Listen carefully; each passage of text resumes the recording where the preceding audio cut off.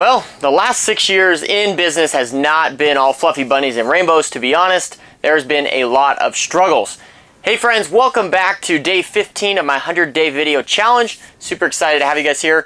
Today we are wrapping up our week on pricing. Next week we're going to be jumping into sales. Today I wanted to share a really interesting story of something that I've struggled with a lot in the handyman business, and I know that you guys have probably struggled with this as well.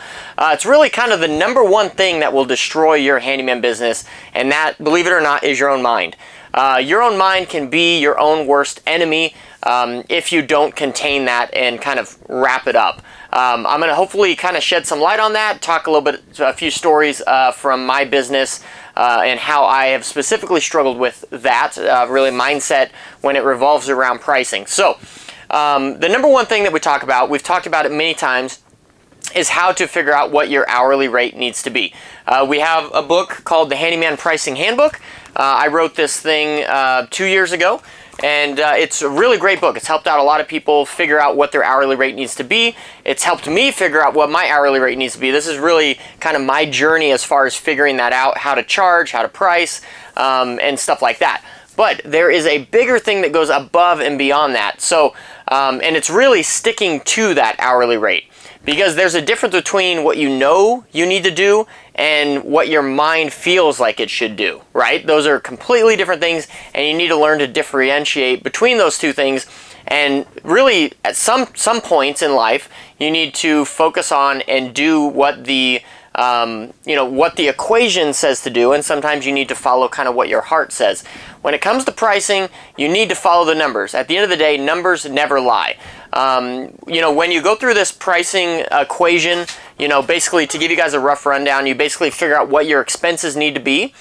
You multiply that by, or you add 20% to that, and then you get your break-even number. You add another 20% to that to find out what your profit number needs to be.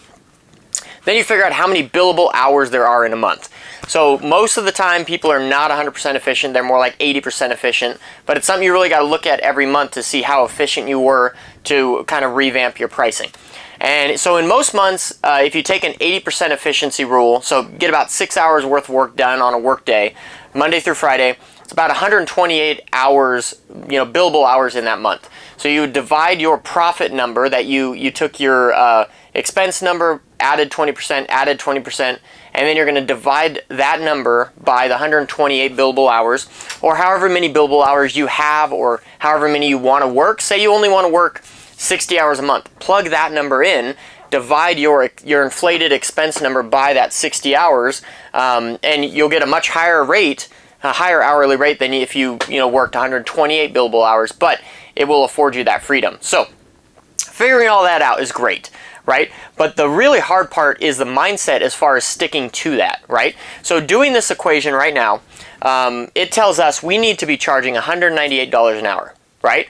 And the thing that goes through my mind, and probably goes through yours as well, is like, holy cow, $198 an hour is a lot of money, right? I would not pay someone for that. That goes back to our talk about 4 days ago, when we are not our ideal client, so we can't really base what other people would pay us off of our own thoughts, because we're not our ideal client. If you want to watch that video, I'll link it up here. But it really comes down to mindset and understanding that you need to charge what you need to charge, or you won't be around to help anyone out at all, right? If you don't, like for instance, if I don't charge $198 an hour, I'm not going to be around to actually help people out and accomplish the mission that I'm set out to do. So you need to charge what your numbers say that you need to charge.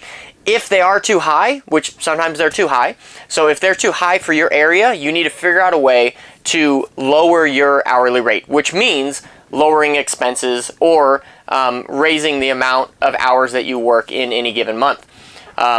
You need to do one of those two things, right? Most of the time it's our expenses. Our expenses are probably a lot higher than what they need to be. I'm not talking about our business. We've really honed it down where our expenses are what they are. But I'm saying in the most part is that most people are spending a lot more money than they think they're spending. So the way that I always recommend to figure this out is print out the last 3 months of bank statements and really go through that, see what you're spending money on, right? Realize that you're spending a whole bunch more money on Amazon than you thought you were, or whatever, right? Fill in the blank. But at the end of the day, You need to charge what you need to charge in order to stay in business, or you're not going to be in business very long at all. So it's very important to stick to your hourly rates. If you want some more information, definitely check out the Handyman Pricing Handbook. You get that on Amazon. Also, I have a bunch of links in the description below of all the tools and resources that I would recommend. So check out the description below. Follow some Amazon links. There's some other links to courses and coaching and things like that that I would recommend. But I hope you guys enjoyed this video. This is day 15 of my 100-day video challenge.